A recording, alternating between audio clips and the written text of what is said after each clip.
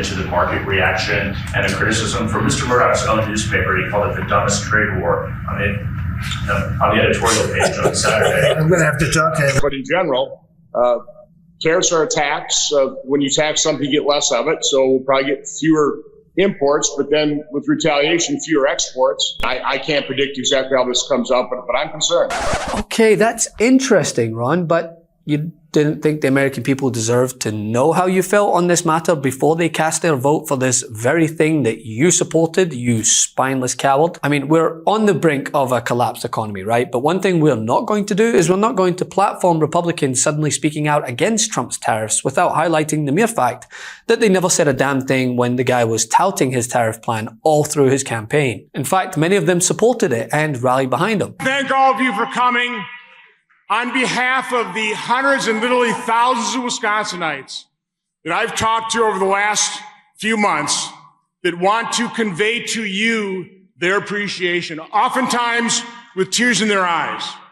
They want to thank you for your courage, for your tenacity, for your love of this country, for your willingness. They realize you didn't have to do this, but you're willing to do it because like them, you love this country fervently.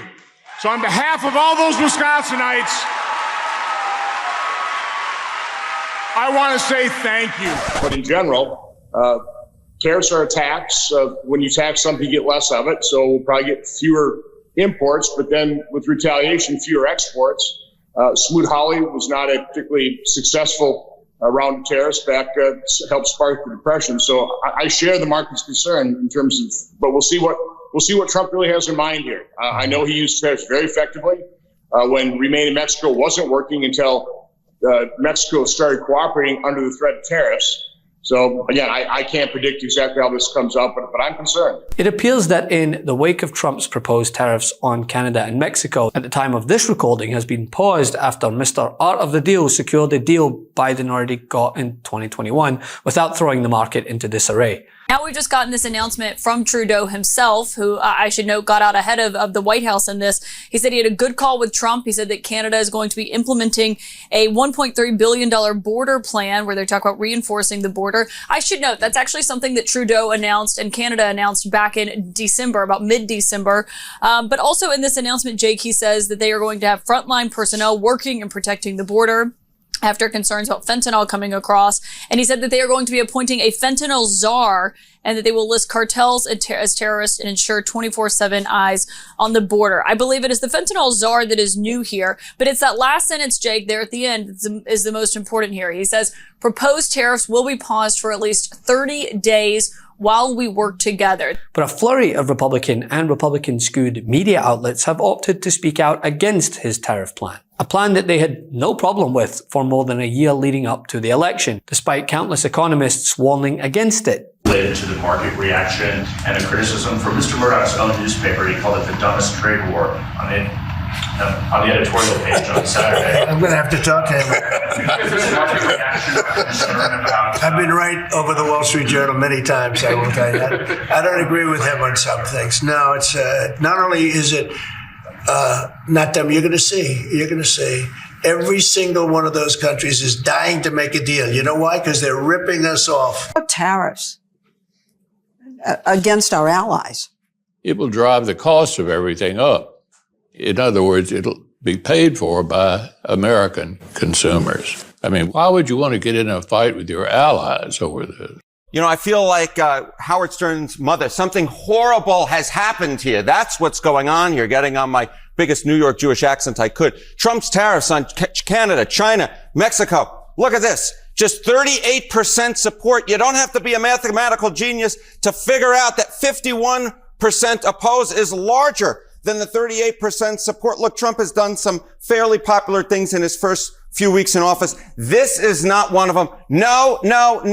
Horrible, horrible, horrible, to quote Charles Barkley. The American folks are opposed to these tariffs when you ask it specifically like this about the three countries, or if you ask it more vaguely about tariffs overall, they simply put, do not like it, Mr. It's interesting. Even with China in the question, Correct. People say that they are opposed to tariffs. The majority here, and there's not a majority on a lot of things these days. How about how Americans say they want to see Donald Trump focused in this first 100 days and whether tariffs should be a focus. You know, the two big focuses for Trump in the polling are immigration and the economy.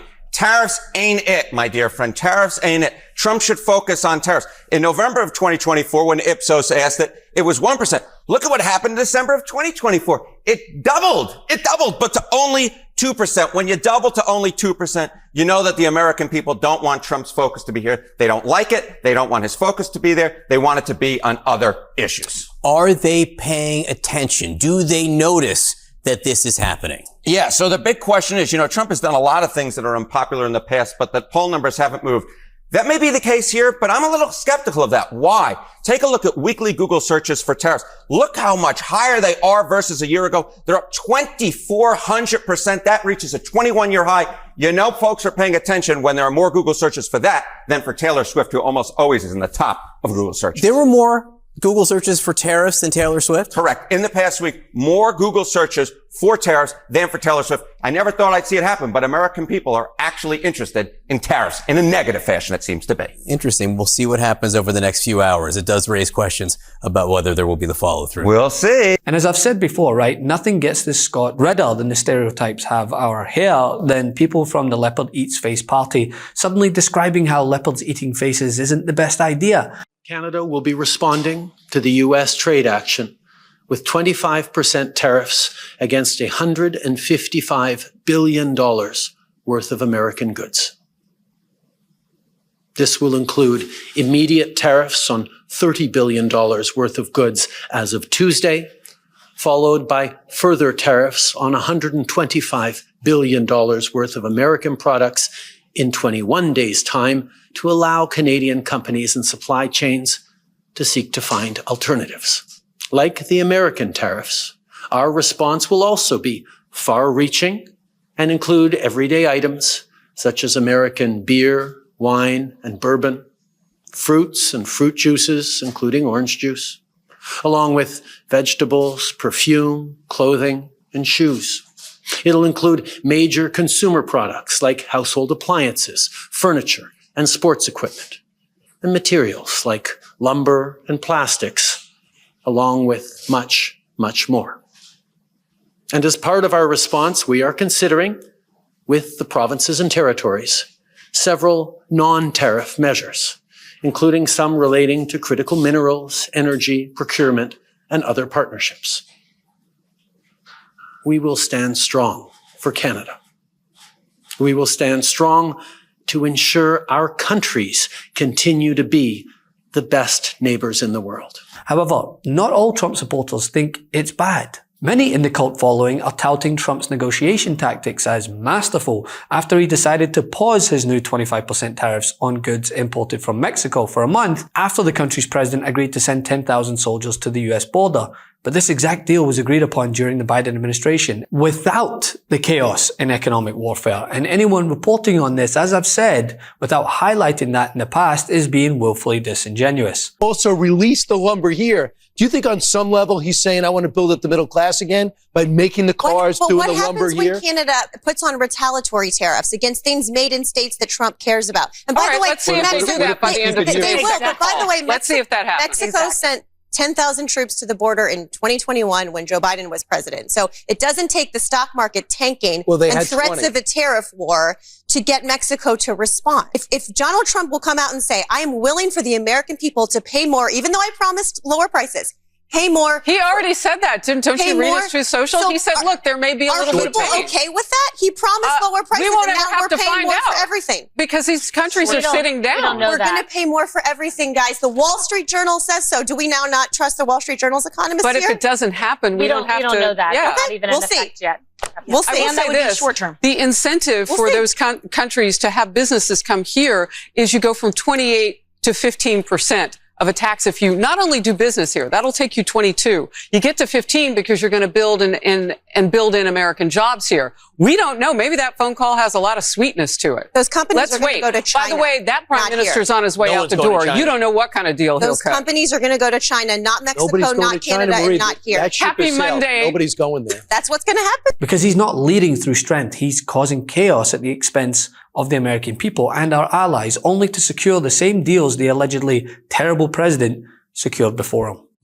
We must put Canada first.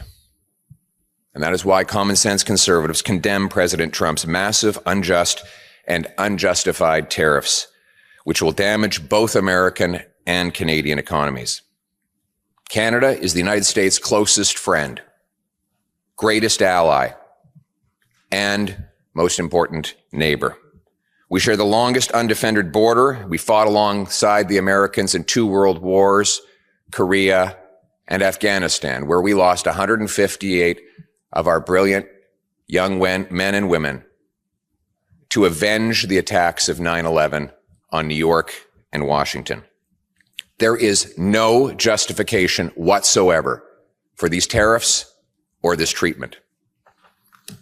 Canada will never be the 51st state. We are an independent, proud, and strong nation.